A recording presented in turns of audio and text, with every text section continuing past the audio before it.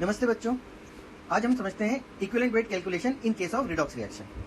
जैसे इसके पहले हम लोग समझ चुके हैं कि इक्विवेलेंट वेट कैलकुलेट करने के लिए हम रिलेशन यूज करते हैं equivalent weight is equal to molar mass upon n factor.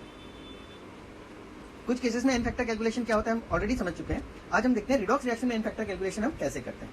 तो एन फैक्टर कैलकुलेशन में जैसे कोई एक रिएक्शन है, रिडॉक्स रिएक्शन है, उस रिडॉक्स रिएक्शन में एक रिएक्टेंट है ए जो कन्वर्ट हो रहा है बी में, है ना। बाकी और कुछ भी रिएक्टेंट्स और प्रोडक्ट्स हो सकते हैं। हम एक बात करें कि एक रिएक्टेंट है जो बी में कन्वर्ट हो रहा है। अब इनके हम ऑक्सीडेशन नंबर असाइन कर सकते हैं। जैसे ए का हमने ऑक्सीडेशन नंबर असाइन कर दिया है N1, बी का हो गया N2, है ना। ये प्लस माइनस कुछ भी हो सकता है। अब इसमें चेंज इन ऑक्सीडेशन नंबर से हम ये पता कर सकते हैं कि यहाँ पर इलेक्ट्रॉन गेन हुए या लॉस हुए। तो एन फैक्टर क्या होगा? पर मोल ऑफ द सब्सटेंस जितने इलेक्ट्रॉन ट्रांसफर हुए, जितने मोल इलेक्ट्रॉन ट्रांसफर हुए वो एन फैक्टर हो जाएगा, है ना। तो पर मोल ऑफ द सब्सटेंस, ठीक है। अब ये लॉस ऑफ इलेक्ट्रॉन भी हो सकता है और गेन ऑफ इलेक्ट्रॉन भी हो सकता है। फॉर एग्जांपल, अगर इसका ऑक्सीडेशन नंबर है, ए का मान लीजिए ऑक्सीडेशन नंबर है से +4 और बी का ऑक्सीडेशन नंबर है +1, तो यहां से अगर हम बात करें तो यहाँ इलेक्ट्रॉन ट्रांसफर कितना हुआ? गेन ऑफ 3 इलेक्ट्रॉन हुआ। तो पर मोल 3 मोल गेन इलेक्ट्रॉन होंगे। तो यहाँ पर एन फैक्टर कितना हो जाएगा? यहाँ पर एन फैक्टर की वैल्यू कितनी हो जाएगी? 3। लॉस ऑफ इलेक्ट्रॉन हो तो भी सेम एप्लीकेबल होगा। और जो इक्विवेलेंट वेट हो जाएगा ए का, वो क्या हो जाएगा? Molar mass of A divided by n factor is 3। अगर इलेक्ट्रॉन ट्रांसफर 3 की जगह 2 होता तो एन फैक्टर 2 हो जाता। अगर लॉस की जगह गेन की जगह लॉस होता तो भी हम सेम रिलेशन यूज करते हैं, ठीक है। तो अब इसको कुछ एग्जांपल से हम लोग समझते हैं। जैसे मान लीजिए एक रिएक्शन है हमारे सामने, है ना। KMnO4 Na2CO4 से एसिडिक मीडियम में रिएक्ट करके Mn++ और CO2 बना रहा है, ठीक है। तो ये एक हमारे पास में एक रिएक्शन है, ठीक है। अब इस रिएक्शन में पहले तो हम ऑक्सीडेशन नंबर असाइन कर दें। हम जानते हैं Mn का ऑक्सीडेशन नंबर यहाँ पर +7 हो जाएगा, कार्बन का हो जाएगा +3, यहाँ पर +2 है और यहाँ पर कार्बन का है +4। अब हमें KMnO4 का एन फैक्टर कैलकुलेट करना है और उससे इक्विवेलेंट वेट समझना है। तो हम ये देखते हैं कि यहाँ पर KMnO4 Mn++ में जा रहा है। अब +7 से +2 गया, रिडक्शन हो रहा है, मतलब इलेक्ट्रॉन गेन किए। कितने इलेक्ट्रॉन गेन किए? 5 इलेक्ट्रॉन।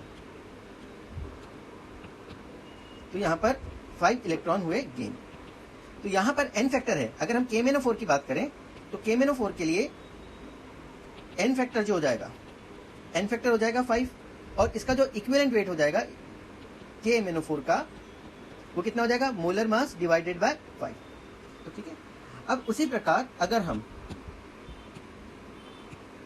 Na2C2O4 का एन फैक्टर देखना चाहते हैं,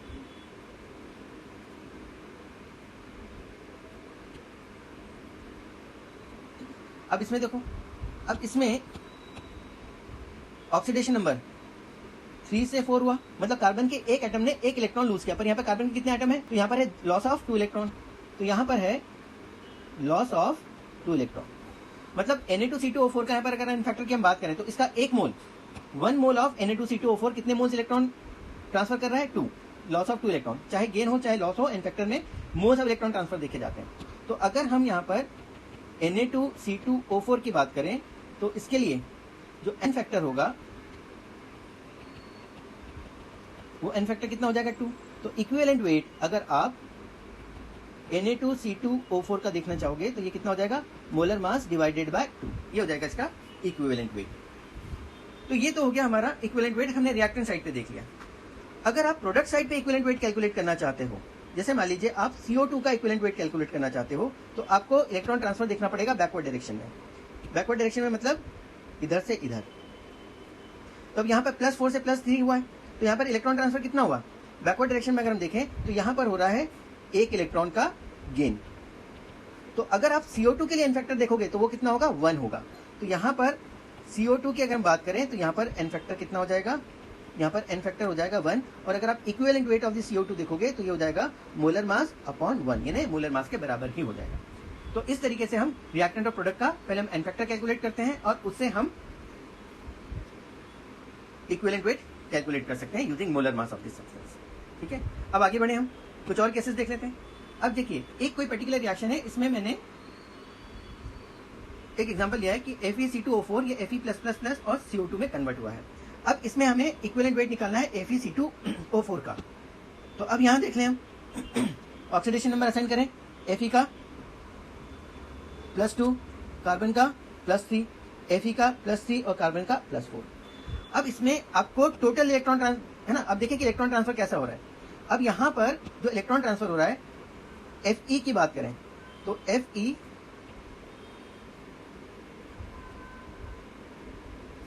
+2 से +3 पे गया है, एक ही एटम है, तो यहां क्या हो रहा है, लॉस या gain?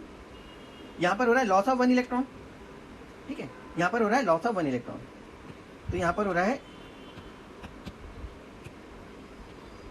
Loss of 1 electron.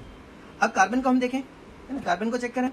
Carbon को अगर आप चेक करते हो तो ये +3 से जा रहा है +4 में, और ऐसे कितने हैं, 2 एटम्स है ना कार्बन के, तो एक एटम 1 इलेक्ट्रॉन लूज कर रहा है, तो 2 एटम 2 इलेक्ट्रॉन लूज करेगा, तो यहां पर हो रहा है लॉस ऑफ 2 इलेक्ट्रॉन। तो अगर हम पूरे सब्सटेंस की बात करें, FeC2O4 की बात करें, तो इसने टोटल इलेक्ट्रॉन कितने लूज किए, इसके 1 मोल ने टोटल इलेक्ट्रॉन कितने लूज किए, यहाँ पर 1 मोल लूज किया, यहाँ पर 2 मोल लूज किए, मतलब इसने total 3 mole of electron lose किए हैं। तो यहाँ पर अगर आप FeC2O4 की बात करोगे तो स्पेशल केस है ये, FeC2O4 के लिए यहाँ पर जो n फैक्टर होगा, ये n फैक्टर कितना हो जाएगा, 1 + 2 विच इज इक्वल टू 3, और अगर आप इसके इक्विवेलेंट वेट निकालोगे तो ये आ जाएगा इसका मोलर मास डिवाइडेड बाय 3। तो ये आपको ध्यान रखना है कि टोटल निकालना है, total loss of the electron या टोटल गेन, है ना। तो टोटल लॉस इसमें, क्योंकि एक से ज्यादा एलिमेंट के एटम इलेक्ट्रॉन लूज कर रहे हैं, तो आपको टोटल चेंज निकालना है कि कितना लॉस हो रहा है या कितना गेन हो रहा है। तो ये 1 + 2 यानी टोटल 3 इसका n फैक्टर हो जाएगा, ठीक है। एक केस और देख लेते हैं हम। अब यहां हम देखें KClO3 ये KCl और O2 में कन्वर्ट हो रहा है, बैलेंस नहीं किया मैंने, है ना, बैलेंस नहीं किया है। अब इसमें हम ऑक्सीडेशन नंबर असाइन करें, ठीक है। यहां पर क्लोरीन जो है वो +5 पे है और ऑक्सीजन जो है वो -2 पे है, ठीक है। यहां पर क्लोरीन -1 पे है और ऑक्सीजन है 0 पे, ठीक है। अब इसमें अगर हम इलेक्ट्रॉन ट्रांसफर देखते हैं, है ना, तो पहले हम बात करें यहां पर क्लोरीन की, ये +5 से -1, तो एक एलिमेंट, एक एटम ने कितने इलेक्ट्रॉन गेन किए, 6, तो यहां पर 6 इलेक्ट्रॉन गेन हुए, गेन ऑफ 6 इलेक्ट्रॉन अगर आप क्लोरीन को देखते हो। अब अगर हम ऑक्सीजन को देखें तो जो ऑक्सीजन है उसको अगर आप देखोगे तो ये ऑक्सीजन -2 से जा रहा है 0 पे, तो ये -2 से 0 पे, तो ऑक्सीजन के एक एटम ने कितने इलेक्ट्रॉन लूज किए, 2, ऐसे 3 एटम है ना, तो टोटल क्या हो जाएगा, लॉस ऑफ 6 इलेक्ट्रॉन। तो यहां पर लॉस ऑफ 6 इलेक्ट्रॉन हो जाएगा।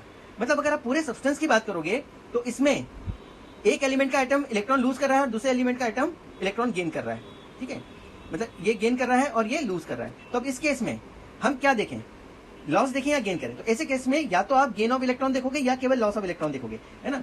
आप इसको नेट वैल्यू निकालने जाओगे तो 0 आ जाएगी। तो आपको ऐसे केसेस में जब एक ही कंपाउंड के, है ना, डिफरेंट एलिमेंट्स में कुछ इलेक्ट्रॉन लूज कर रहे हैं कुछ गेन कर रहे हैं और लॉस ऑफ इलेक्ट्रॉन और गेन ऑफ इलेक्ट्रॉन इक्वल है, तो आप या तो गेन ऑफ इलेक्ट्रॉन देखोगे या लॉस ऑफ इलेक्ट्रॉन देखोगे। मतलब इस केस में, है ना, KClO3 के केस में आप जो n फैक्टर है, ये n फैक्टर की वैल्यू ले लोगे आप 6, और यहां पर जो इक्विवेलेंट वेट आ जाएगा वो क्या आ जाएगा, molar mass of KClO3 divided by 6।